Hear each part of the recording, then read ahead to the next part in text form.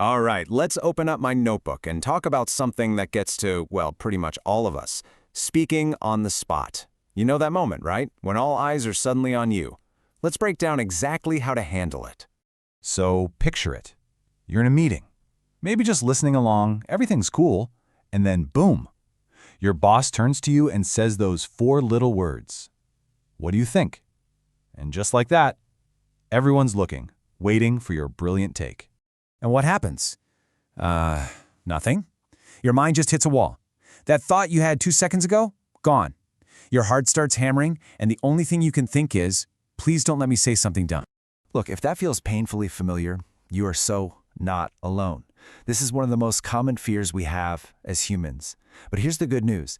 It's not some permanent flaw. It's a skill. And today we're going to build that skill step by step. So first things first, let's understand what's actually going on in our heads. Why do our amazing brains just seem to, short-circuit the moment we're put on the spot? It really all boils down to one thing: pressure. And get this, research shows that a whopping 85% of people feel nervous about public speaking. Honestly, I'm convinced the other 15% are lying. This is a bigger fear for most people than spiders or even heights. So if you feel it, it just means you're normal. It means you care about what you're saying. So if our brains are wired this way, what do we do about it? Well, here's the key. The goal isn't to get rid of anxiety. That feeling, that's energy, that's focus. The goal is just to manage it. And the first step is a really powerful shift in how you think about the whole situation. See, most of us treat speaking like a performance. We feel this intense pressure to be perfect, like there's one right answer and a million wrong ones. But what if you stopped performing and started a conversation? A conversation isn't about being perfect. It's about connecting. It's a dialogue, not a monologue. And how do you do that practically? It's simple. First, ask questions. It immediately invites people in. Second, use words like we, you, and us. It just feels more collaborative. And third, if you have any notes, try writing them down as questions you're planning to answer. It primes your brain to be in conversation mode from the get-go. Okay, so that's the big mindset shift. The second trick to managing that anxiety is all about pulling yourself into the here and now. Most of our fear comes from worrying about the future, right? What if I mess up? What will they think? We've got to break that cycle.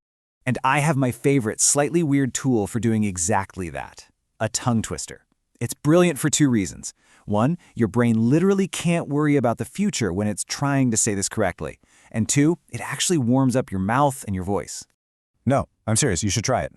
Go ahead and pause this explainer and say this out loud 3 times fast. I slit a sheet, is sheet I slit, and on that slitted sheet I sit. See? It's kind of hard to stress about a presentation when you're just focused on not saying a bad word. It yanks you right back to the present. So we've talked about managing the feeling of anxiety, but now we need to talk about the source of it. And here's the tough love part. More often than not, the biggest obstacle in your way is you. It's the pressure we put on ourselves.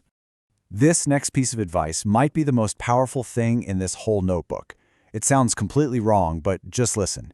Dare to be dull. I know, we all want to be brilliant and witty and insightful. But think about it. That pressure to be brilliant is exactly what causes us to freeze up and overthink everything.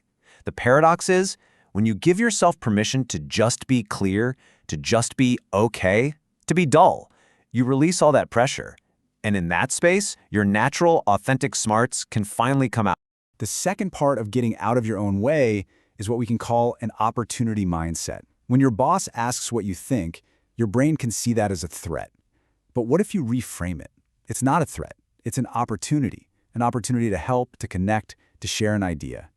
That one little shift changes everything. Okay, so we're managing our anxiety. We're getting out of our own way. But now for the million-dollar question. What do we actually say? This is where having a structure is your absolute best friend. It sounds restrictive, I know, but trust me, structure is what sets you free.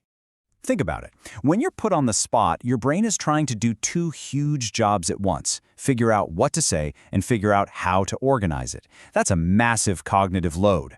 A simple structure is like a pre-made map. It takes care of the how so you can pour all your mental energy into the what. In fact, our brains process structured info about 40% better. And here it is, the most useful, simple, and memorable map you will ever need. It's just 3 questions. What? So what? now what? First, the what. Here's my main point. Then, so what? Here's why this is important for us.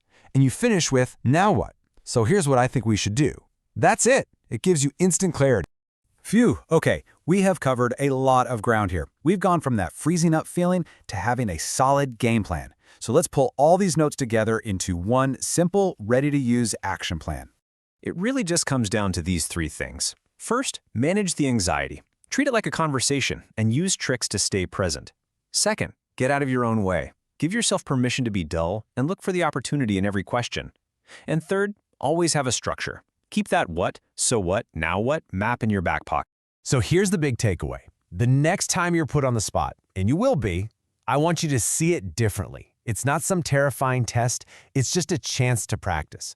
Every single time, it's just another rep, another chance to get better. You've got the tools in your notebook now. You have the mindset shift. You have the map.